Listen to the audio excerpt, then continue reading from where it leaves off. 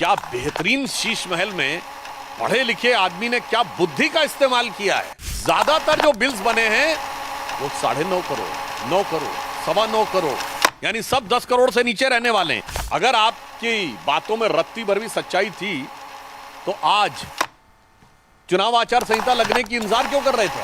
आम आदमी पार्टी से हमारा सीधा मानना है, आप घर में क्यों घुसना चाहते थे? क्या कुछ सामान इधर उधर करना चाहते? ये लाचारी है या बाजीगरी है, ये दिल्ली की जनता भली भांति समझ रही है। आज जो कुछ भी आम आदमी पार्टी ने किया है ये इनकी उच्छृंखल, उद्दंड और अराजक प्रवृत्ति का सीधा साधा उदाहरण है। पार्टी कहती नजर लागी राजा तोरे बंगले पर, सारी की सारी नजर उनकी बंगले के ऊपर लगी हुई है। सारे मंत्रियों की नजर, सारे सांसदों की नजर सब बंगले पे लगी है। मुख्यमंत्री आतिशी जी को पीडब्ल्यूडी ने 2 नए आवासों का प्रस्ताव दिया था, जिसमें एक राजनिवास रोड पर और दूसरा दरियागंज। आज 8 जनवरी 2025 को जबरन मुख्यमंत्री आवास पे पीडब्ल्यूडी मिनिस्टर कह रहा है। मैं उनसे पूछना चाहता हूं, अगर आपकी बातों में रत्ती भर भी सच्चाई थी तो आज चुनाव आचार संहिता लगने की इंतजार क्यों कर रहे थे आप? कल तक तो पीडब्ल्यूडी मंत्री महोदय के हाथ में सब कुछ था। यह लाचारी है या बाजीगरी है, यह दिल्ली की जनता भली भांति समझ रही है। और फिर उसके बाद जिस ढंग से सरकारी कर्मचारियों को धमकाते हुए दिखाई पड़े, यह निश्चित रूप से दिल्ली और सेंट्रल गवर्नमेंट दोनों के सरकारी कर्मचारियों का भी अपमान है। और यह उनकी उसी अराजक प्रवृत्ति के अनुरूप है जिसमें वो चीफ सेक्रेटरी के साथ मारपीट कर चुके हैं और अपनी सांसद के साथ मारपीट कर चुके हैं। तो इसलिए हम बहुत स्पष्ट शब्दों में कहना चाहते हैं कि आज जो कुछ भी आम आदमी पार्टी ने किया है यह इनकी उच्छृंखल, उद्दंड और अराजक प्रवृत्ति का सीधा साधा उदाहरण है। This is a glaring example of their irresponsible, insane and anarchic behaviour. अब इस विषय पे हम स्पष्ट रूप से 2-3 बातें भी कहना चाहते हैं। क्या यह सत्य नहीं है कि मुख्यमंत्री आतिशी जी को पीडब्ल्यूडी ने 2 नए आवासों का प्रस्ताव दिया था, जिसमें एक राजनिवास रोड पर और दूसरा दरियागंज में? दूसरा पॉइंट, यह अपने आप में नियमों का सीधा उल्लंघन है। यदि कोई भी सरकारी निवास किसी को भी मिलता है तो वो किसी दूसरे को जिसको अलॉटेड है सीधे ट्रांसफर नहीं करता है, टेक्निकली डिपार्टमेंट पोजीशन लेके उनको ट्रांसफर करता है। हम लोग भी पूर्ववर्ती में जो भी हमारे घर में सांसद रहते थे तो हमने उनसे पोजीशन नहीं लिया है, पोजीशन सेंट्रल पीडब्ल्यूडी से लिया है। तो उसी प्रकार से ये कैसे इन्होंने कह दिया कि सीधे उन्होंने उनको दे दिया था? दूसरी बात, इतने लंबे समय तक उनकी सरकार रही तो क्यों नहीं इन्होंने इन 10 सालों में उसे मुख्यमंत्री के आधिकारिक आवास के रूप में ऑर्डर जारी कर देते, अन्यथा दिखाएं कि वो मुख्यमंत्री का आधिकारिक आवास है। मुख्यमंत्री को 2-2 आवास आवंटित किए जा चुके हैं, परंतु उन्होंने अभी तक इसके बारे में कोई स्पष्टीकरण नहीं दिया है। इसलिए सरासर झूठ बोल रहे हैं कि वो मुख्यमंत्री का आधिकारिक आवास है। और यह भी मैं एक बार पुनः याद दिला देना चाहता हूं कि इसमें इन लोगों ने क्या क्या किया है ये पीडब्ल्यूडी मिनिस्टर को पता ही नहीं है कि खरीदारी कैसी हुई है। मतलब जो कुर्सी है वो 8-8 हजार रुपए की आई है, ये तो बिल्स में अवेलेबल है ना, जो 200 रुपए की भी मार्केट में मिलती हैं। 40 गुना से अधिक हुआ है। और एक दिल्ली फाइनेंशियल सर्विसेज रूल है, दिल्ली फाइनेंशियल सर्विसेज रूल 2019, जो ये कहता है कि 10 करोड़ रुपए के ऊपर की कोई भी अगर खरीद होगी तो वो कैबिनेट में जाएगी, यानी वो पत्रावली एलजी तक जाएगी। और आप देखिए क्या बेहतरीन शीश महल में पढ़े लिखे आदमी ने क्या बुद्धि का इस्तेमाल किया है कि ज्यादातर जो बिल्स बने हैं वो 9.5 करोड़, 9 करोड़, 9.25 करोड़, यानी सब 10 करोड़ से नीचे रहने वाले हैं। अब 1 सितंबर 2020 को 8 करोड़ रुपए का, 22 जनवरी 2021 को 9 करोड़ 9 लाख रुपए का, 29 जून को 9 करोड़ 34 लाख रुपए का, और एक एक्सपेंडिचर तो 9 करोड़ 99 लाख रुपए का है। आप सोचिए, ये फितरत को समझिए, 9 करोड़ 99 लाख रुपए का बिल है ताकि वो 10 करोड़ की सीमा को टच न करे और एलजी के पास जाने की परिस्थिति न उत्पन्न हो। ये तो हुई तकनीकी बात। अब हम बहुत साफ साफ शब्दों में उनसे पूछना चाहते हैं कि आप घर में घुसना क्यों चाहते थे? आम आदमी पार्टी से हमारा सीधा मानना है, आप घर में क्यों घुसना चाहते थे? क्या कुछ सामान इधर उधर करना चाहते थे? क्योंकि अब वहां पे जांच के अधीन आ गया है वो क्षेत्र, तो वहां की व्यवस्थाओं में कोई ऐसी चीज आप उत्पन्न करना चाहते थे, या आप कुछ छुपाना चाहते थे? वो तो अब मुश्किल हो गया है।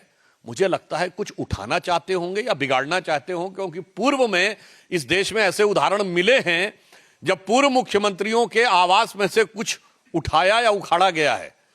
तो मैं आम आदमी पार्टी से पूछना चाहता हूं कि आप कुछ उठाने या उखाड़ने की फिराक में तो जबरन घुसने की ये घबराहट, बौखलाहट या खिसियाहट तो नहीं दिखा रहे थे। और दूसरा मैं पूछना चाहता हूं कि ये जिस प्रकार का आचरण दिखाने का प्रयास कर रहे हैं, उससे एक बात बहुत स्पष्ट है कि आम आदमी पार्टी को अब अपनी पराजय दिल्ली में दीवार पर लिखी इबारत की तरह साफ दिखने लगी है। अन्यथा ये छटपटाहट और ये घबराहट और ये बौखलाहट उनके आचरण में दिखाई नहीं पड़ती।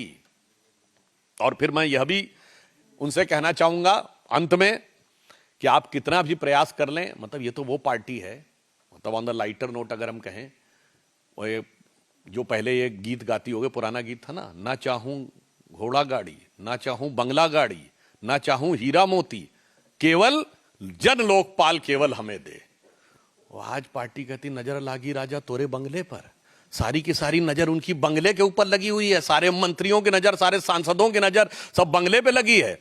तो हम स्पष्ट रूप से यह कहना चाहते हैं कि अब आम आदमी पार्टी की स्थिति वो हो गई है, केजरीवाल जी की स्थिति यो हो गई है। भ्रष्टाचार का जो भीषण और विभत्स प्रदर्शन इस शीश महल में हुआ है, उससे दिल्ली की जनता ठगी हुई महसूस कर रही है।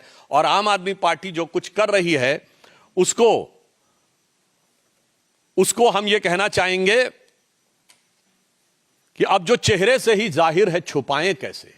यह आम आदमी पार्टी के लिए है कि अब जो चेहरे से ही जाहिर है छुपाएं कैसे, तेरी मर्जी के मुताबिक नजर आए कैसे। घर सजाने का तसव्वुर हुआ बात की बात, अब तो मुश्किल है कि इस घर की हकीकत को छुपाएं कैसे।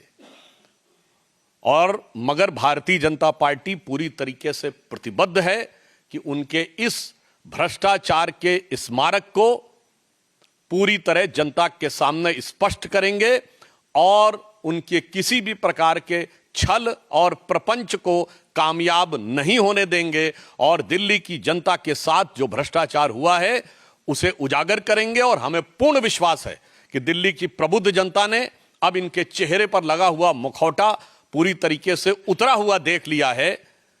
तो अब इन चुनावों में जनता इनको उपयुक्त, प्रभावी और करारा जवाब देगी। धन्यवाद। देखिए, इस विषय की ऑलरेडी जांच चल रही है। चूंकि यह मामला ऑलरेडी जांच के अधीन है, यही तो हम पूछना चाहते हैं। यह आज आया विषय क्या है आम आदमी पार्टी से? यह विषय तो 1.5 साल से चल रहा है। क्यों नहीं आपने तब कहा कि आइए देख लीजिए? हम तो यह भी नहीं कह रहे हैं आप सबको, क्यों कुछ लोगों को ही ले जाते, दिखा देते। आपने तो स्थिति यह कि जब स्वाति मालीवाल का विषय आया तो सीसीटीवी की फुटेज तक गायब थी। जो आज कह रहे हैं अंदर आइए सब दिखाएंगे, इससे समझ में आता है कौन नाटक कर रहा है और कौन हकीकत कर रहा है। और आज जिस ढंग से उन्होंने धमकाया है सरकारी कर्मचारी को, मुझे लगता है उन्हें सरकारी कर्मचारियों से क्षमा मांगनी चाहिए इस ढंग की धमकी वाली भाषा का प्रयोग करने के लिए। और वैसे मैं एक चीज जो मैं पहले भी बोल चुका हूं, मैं उसको रिपीट कर देता हूं कि इनका चरित्र कैसा बदला है। 27 अक्टूबर 2013 का केजरीवाल जी का ट्वीट है शीला दीक्षित जी के बारे में। उन्होंने कहा है कि मैंने सुना है कि दिल्ली के, ये 27 अक्टूबर 2013 और टाइम देखना हो 4:55 पे उन्होंने ट्वीट किया था, जिसमें वो कह रहे हैं कि दिल्ली की मुख्यमंत्री के घर में 10-10 एसी लगे हैं और मैंने सुना है बाथरूम में भी एसी लगे हैं। कौन भरता है उनके एसी का बिल? और आगे वो कहते हैं मेरा कलेजा कांप उठता है। वाक्य को गौर करिएगा, कलेजा कांप उठता है यह सोचकर कि दिल्ली की 40% जनसंख्या जब झुग्गी झोपड़ी में रहती है तो कैसे कोई मुख्यमंत्री ऐसे आलीशान बंगले में रह सकता है। मुझे लगता है कि यह ट्वीट और आज की हरकत इसके बाद दिल्ली की जनता के सामने दूध का दूध पानी का पानी हो चुका है और अब कितना भी बवाल कर लें बिगड़ी बात बने नहीं। लाख करो किनको रहीमन बिगड़े दूध को मथे न माखन हो।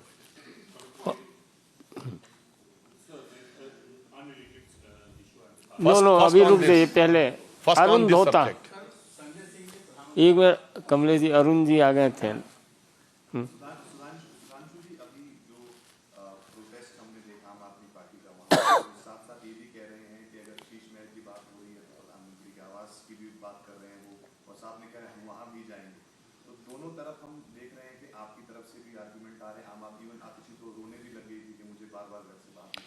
देखिए, पहली बात तो हम स्पष्ट रूप से कहना चाहें, ये इनके नैसर्गिक अराजक चरित्र का परिचायक है। और मैं आतिशी जी से भी कहना चाहूंगा, इतना भावुक होने की आवश्यकता नहीं है। मुझे समझ में नहीं आ रहा है भाई, कोई बात राजनीति में होती है। वो तो जब केजरीवाल जी से जेल में मिलने गई थी तब भी उनकी आंखों में आंसू आ गए थे। तो मुझे नहीं लगता इतना भावुक होने की आवश्यकता है। और दूसरा, मुझे समझ में नहीं आ रहा इसमें किस बात का भाव। अरे भाई, 1 महीने की बात रहेगी, 1 महीने के बाद आम आदमी पार्टी की तो सरकार आनी नहीं है। और अगर आम आदमी पार्टी का दावा भी मान लिया जाए तो आतिशी जी नहीं रहनी है। अस्थायी मुख्यमंत्री स्थायी आवास के लिए आंसू बहा रहा है, ये कुछ समझ में आने वाली बात लगती है क्या? ये अस्थायी मुख्यमंत्री तो शब्द आम आदमी पार्टी का दिया हुआ है। इसीलिए इनका पीछे का मंतव्य क्या है, इनके पीछे का गंतव्य क्या है और भविष्य का भवितव्य क्या है, यह दिल्ली की जनता भली भांति समझती है। कमलेश जी, भारत।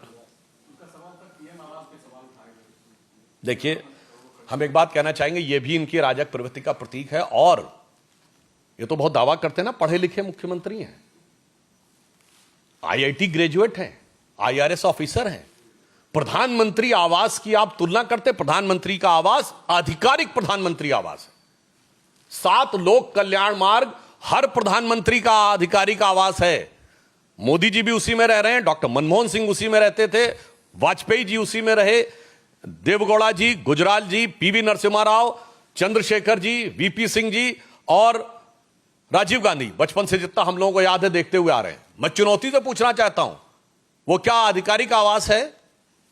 अगर है तो उसका आदेश दिखाइए। Kindly put the government order mentioning that Bangalore is an official CM residence. वो तो 6 बंगलों को तोड़ के बनाया गया। और मैं दर्शकों के लिए भी और देश की जनता के लिए भी बताना चाहता हूं, ऐसी बचकानी और शातिरानी हरकत नहीं करनी चाहिए। भारत का प्रधानमंत्री दुनिया के सबसे शक्तिशाली देशों में से एक, सबसे संवेदनशील देशों में से एक। बहुत सी ऐसी बातें जो स्पष्ट नहीं कही जा सकती। हम न्यूक्लियर फ्लैश पॉइंट के ऊपर बैठे हुए हैं, दोनों तरफ हमारे न्यूक्लियर पावर्स हैं। भारत के प्रधानमंत्री आवास में सुरक्षा की स्थिति में हर प्रकार की सुरक्षा होती है। ये तो वो कहते थे ना सिक्योरिटी नहीं लेंगे, और आज में सिक्योरिटी लेनी पड़ी। मैं गलत नहीं बोल रहा हूं, उनको लेनी चाहिए सिक्योरिटी। पंजाब के उनके चीफ मिनिस्टर जिस सिक्योरिटी के कैवलकेड में चलते हैं वो कैप्टन अमरिंदर सिंह से 2 गुना बड़ा है। सुरक्षा की आवश्यकता है, इसका मतलब या तो आप बचकानी हरकत कर रहे थे या शैतानी हरकत कर रहे थे। अब मैं बताना चाहता हूं प्रधानमंत्री जी की सिक्योरिटी के अंदर किस प्रकार का, उसमें chemical weapon, biological weapon, missile का अटैक, एयर का अटैक, और यहां तक कि अगर भारत के ऊपर कोई एटॉमिक अटैक भी हो जाए तो उस सब की भी व्यवस्था होती है। ऐसी बचकानी, ओछी और छिछोरी बातें करके आप जनता की, प्रबुद्ध जनता को भ्रमित नहीं कर सकते, इस दिल्ली और देश की जनता को। और कोई प्रश्न? हिमांशु। अखिलेश यादव ने तंज कसा है कि जब साधु संत जाएं तो अपने साथ अपने साथी को भी ले जाएं। किस पे कसा है और क्या कहना चाहिए? नहीं, साधु संत जब जाते हैं तो अपने साथ जितनी भी बुरी चीजें हैं उनका शमन करके जाते हैं और सतोगुण को स्थापित करके जाते हैं। और इसीलिए उनकी पार्टी जिसने कि गोलियां चलवाई थी साधु संतों के ऊपर और कारसेवकों के ऊपर, उसके बाद आप देखिए कि हम जो राम मंदिर के पक्ष में खड़े थे वो कहां हैं और वो कहां हैं। मगर मैं अखिलेश जी से कहना चाहूंगा, आप साधुओं पे काहे कमेंट करते हैं? साधुओं के लिए तो आपने कुछ किया नहीं था, आपने तो हज हाउस बनवाया था ना। तो मुझे लगता है उनका नैतिक अधिकार मौलवियों पे कमेंट करने का अधिक है। मुफ्ती, बारी, मुकर्रम, हाफिज, इन पे कमेंट करना चाहिए। उनको साधुओं के ऊपर कमेंट करने से बचना चाहिए, क्योंकि कहा गया है जे घर साधु न पूजिए हरि की सेवा नाई, ते घर मरघट साड़ के भूत बसे तिनमाए। अब आप समझ सकते हैं किस पे लागू होता है। नहीं, अभी दीपक आपका सर, प्रश्न। कल अरविंद केजरीवाल मगध वाले मंदिर गए थे, पर वहाँ के जो पुजारी हैं वो ये कह रहे हैं कि कुछ लोगों का रजिस्ट्रेशन हुआ है, कुछ लोगों का नहीं हुआ है, और ये सिर्फ चुनावी वादे। देखिए, मैं एक बात कहना चाहूंगा, फिर आम आदमी पार्टी का जो फितरती चरित्र है, चुनाव आचार संहिता कल लागू हुई है, आपको दे देना चाहिए था। हमने महाराष्ट्र में घोषणा की लाडकी बहनी योजना की, तो 4 किश्तें दे दी चुनाव शुरू होने से पहले पहले। हम करीब करीब 5 साल से दे रहे हैं आसाम में। हमने मध्य प्रदेश में कहा तो दे दिया था।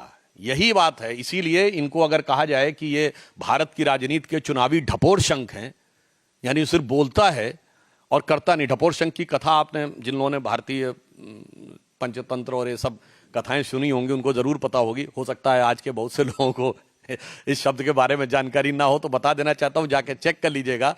वो एक ऐसे व्यक्ति के लिए कहा जाता है जो सिर्फ बोलता ही बोलता है, करता कुछ नहीं है। यानी कथनी और करनी में जमीन आसमान का अंतर देखना हो तो केजरीवाल जी की आम आदमी पार्टी में देखिए।